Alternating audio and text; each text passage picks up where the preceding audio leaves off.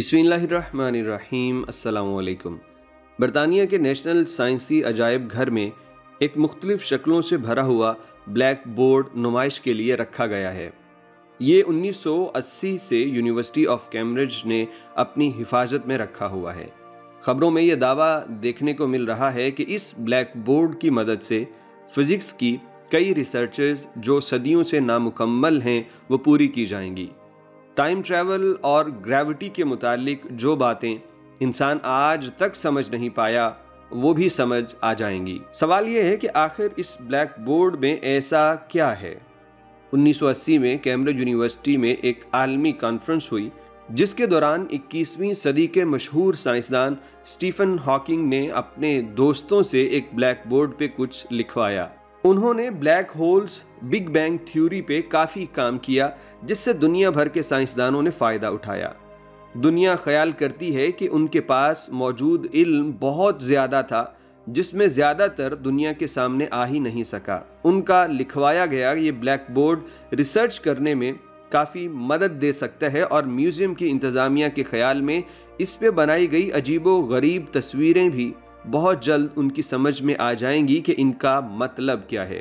Hawking 8 जनवरी 1942 को England में पैदा हुए। 1963 में कैम्ब्रिज यूनिवर्सिटी कॉस्मोलॉजी की तालीम हासिल करने के दौरान वो मोटर न्यूरॉन की बीमारी में मुब्तला हुए। तब 21 साल की उम्र में हॉकिंग को सिर्फ 2 साल जिंदा रहने की उम्मीद थी। ताहम वो 5 दिहाइयों से ज़्यादा अरसे तक जिंदा रहे और काम करते रहे और ऐसे काम अपनी कमज़ोरी की वजह से कर गए कि दुनिया आज भी उन्हें याद रखे हुए है। उनकी वफ़ात 2018 में हुई। उन्होंने 1980 में जो बोर्ड दूसरे दोस्त से लिखवाया था उस पर बहुत सी शक्लें बनाई गईं और कई फार्मूले भी लिखे गए जिनके मुतालिक माहिरीन को पूरा यकीन है कि अगर ये हल हो गए तो दुनिया को बहुत फ़ायदा होगा। दुनिया के ज़हीन तरीन दिमागों में से एक स्टीफन हॉकिंग अपने ब्लैक बोर्ड को तकरीबन 35 साल से ज़ायद अरसे तक दुनिया से खुफिया रखने में कामयाब रहे। ये ब्लैक बोर्ड जिस पे तस्वीर, लतीफ़ों और कोड शुदा पैगामात की भरमार है, सालों से उन्हें छुआ तक नहीं गया। यूनिवर्सिटी में इसे रिसर्च के लिए रखा गया था मगर इसकी पुरइसरारियत अभी तक कायम है। इन तस्वीरों के अलावा बहुत सी अधूरी मसावातें भी शामिल हैं जो फिज़िक्स के ऐसे मसले हल कर सकती हैं जिन्होंने अब तक दुनिया के साइंसदानों को उलझाए रखा है। इन फार्मूलों का ताल्लुक थ्योरी ऑफ एवरीथिंग से है। इस नज़रिए के मुताबिक कायनात की चारों कुव्वतें यकजा की जाएं तो वक्त में पीछे जाना मुमकिन है और कायनात की शुरुआत का इल्म होना भी मुमकिन है। मॉडर्न फिज़िक्स के फ्रेमवर्क में 3 कायनाती कुव्वतें तो यकजा कर ली गई हैं लेकिन चौथी कुव्वत यानी ग्रेविटी अभी तक बाकी तीनों कुव्वतों के साथ यकजा नहीं की जा सकी।